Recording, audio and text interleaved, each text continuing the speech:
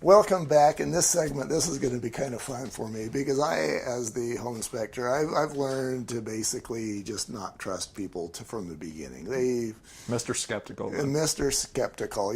I've been given a number of phone calls, for example, where I recommend maybe that an HVAC guy comes out.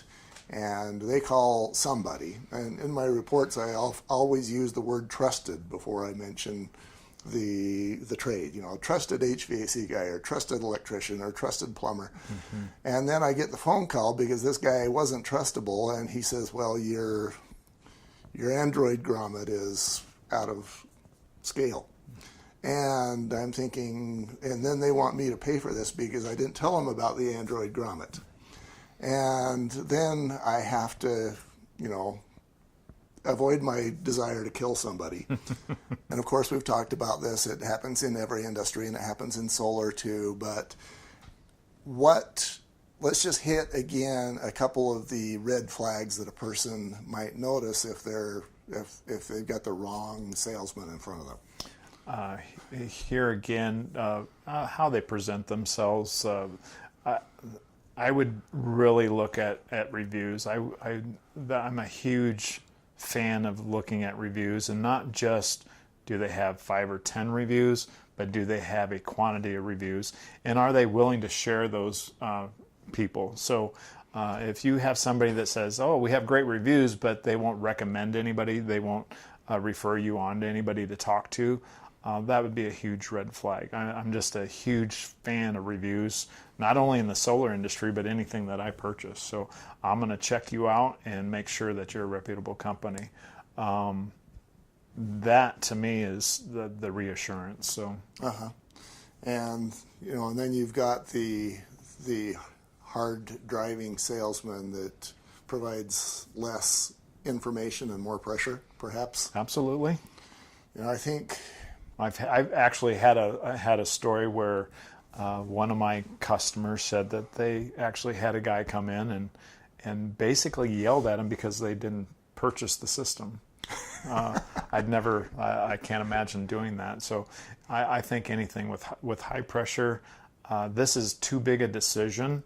Even though the numbers work out well for most people, it's a big decision, and if you pressure somebody into that, one, you're not going to have a happy customer in the long run, and you want to have somebody that's actually going to refer people to you, just like the real estate industry. Referrals is the key. You want people to be happy and satisfied with your field and actually refer people to you. So. Well, and that's a business model that I can identify with as well. I've been doing inspections this is my 25th year, and it really annoys me, I have to admit, when somebody calls me up and wants me to sell them. Sometimes I just gently get rid of them because I don't want to pull out a sales pitch. And it's so much better for me to just basically answer my phone and take an order. And I think that's a business model that it's so comfortable for me. And obviously, every realtor wants to be by referral only. That's just kind of where we want to be. But you got to start out that way. Absolutely. And so, what I'm hearing from you is the solar company needs to not be about sell as well. It's educate to me. Right. Educate. Most people don't know as much about solar. They want to be educated. They want to know the process and how expensive it is and what are the pitfalls or what are the advantages of it. To me, it's education more than anything. And speaking of education, that kind of tells me that the salesman needs to have something that he can educate about. And, one thing that comes to my mind immediately is trees. If you've got a house where the roof is shaded by trees, you're not going to get as much solar radiation. Is there anything else in that category that the salesman should be noticing? Trees, roof, of course, the pitches of the roof, the direction of the roof.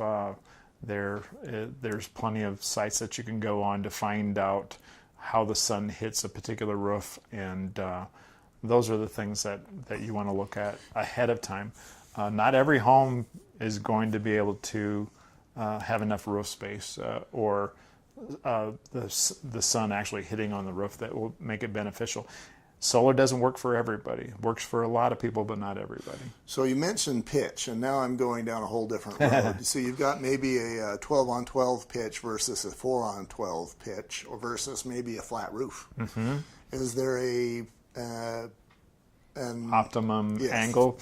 Usually it's 30 to 45%. That would be your optimum angle. 45 degrees? 30 to 45 degrees is the Okay. optimum angle. Okay, where it's mostly flat but not completely. Right. It's not the I guess that's, yeah, right. that's, It's really the direction of the roof more than the pitch, but they're all factors. okay.